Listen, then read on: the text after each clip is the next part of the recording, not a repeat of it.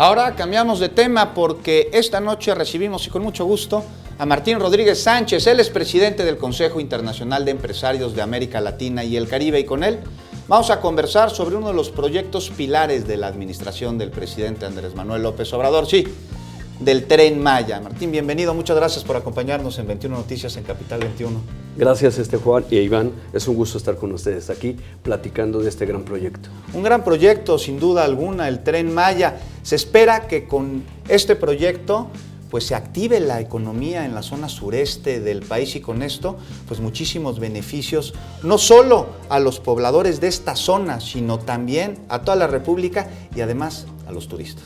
Así es.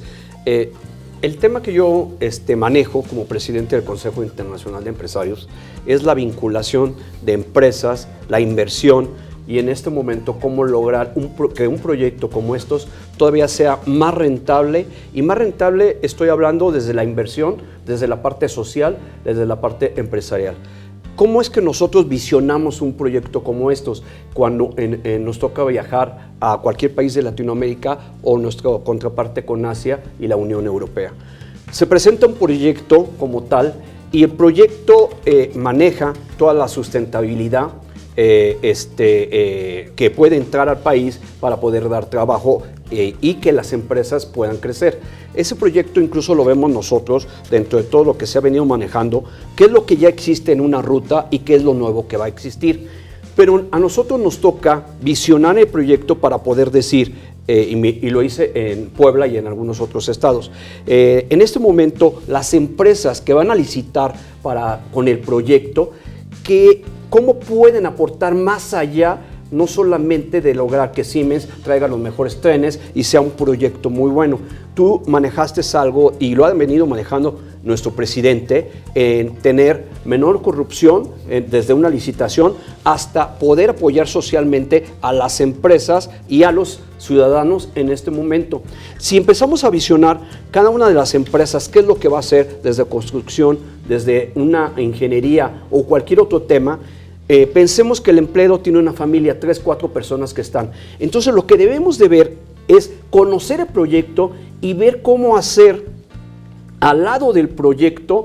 Yo podría decir y podría hablar de una ciudad inteligente. La ciudad inteligente porque la familia de 3, 4 personas que va a trabajar ahí va a necesitar escuela, va a necesitar educación, va a necesitar casa. Nosotros traemos un proyecto de los chinos con Puebla para toda la ciudad después de Audi. Que Audi se presenta, pero tenías que ver de qué forma darles casa habitación. Y no solamente era darles casa habitación, sino puede existir todo un proyecto en una magnitud de apoyo a crecer esa economía, a crecer fuentes de trabajo, a crecer el ambiente familia y socialmente, que nosotros en este momento lo que ofrecemos es decir, que lograr conocer el proyecto con los titulares y de ese proyecto empezar a darle opciones alternativas de cómo lograr una ciudad inteligente, de cómo lograr escuelas con otro tipo de propósitos, de cómo lograr un tema de salud como lo está manejando el presidente ahora que se va a unificar. Todos estos proyectos que se presentan, lo que yo podría decir que debemos hacer los empresarios, que tenemos obligación, las personas que agremiamos, representamos a inversionistas y grandes empresarios, es hacer un análisis, un contexto tan grande, tan amplio, que en un momento determinado le ayude en este momento al gobierno, le ayude a la ciudad donde se va a manejar el proyecto. Yo incluso vi a Humberto Haddad, que es el subsecretario de Turismo. Ayer lo encontré en un desayuno en Four Seasons. Y yo le decía, Humberto, aparte de todo esto, nosotros vimos un proyecto el año pasado que se llama La Cuenca del Mirador. Lo vimos entre Guatemala y México y es un proyecto de un trenecito, pero es un proyecto que puede sumar a este proyecto y es el tema de turismo. Y así podríamos hablar de muchos enfoques que pueden ayudar en un solo proyecto. De acuerdo. El día de hoy se daba a conocer que la Secretaría de Hacienda destinará aproximadamente 180 millones de pesos para hacer el inicio de los estudios. Es decir, este proyecto todavía no tiene concretamente qué necesita para ser viable en tanto todas las propuestas que nos acabas de mencionar se refiere. ¿De cuánto tiempo estamos hablando para que este proyecto pueda ser una realidad?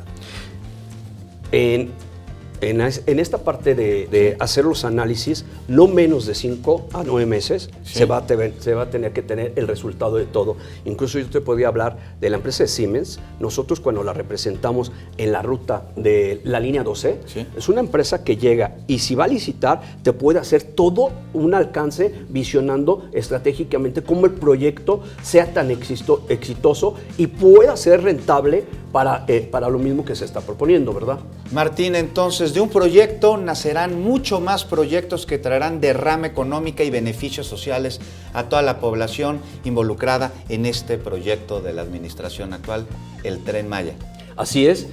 Eso es nuestro trabajo, como nosotros lo visionamos, como nosotros trabajamos con presidentes, con ministerios de cada uno de los países, y que sí se puede. Por eso digo que es un gran momento cuando lo presenta el presidente de la República. Ahora hay que ir a platicar con los secretarios involucrados para poder presentarle de ese proyecto más proyectos y que podamos lograrlo, ¿verdad? Un efecto dominó de beneficios sociales. Efectivamente. Muchísimas gracias. Gracias, Martín. Muy buenas noches.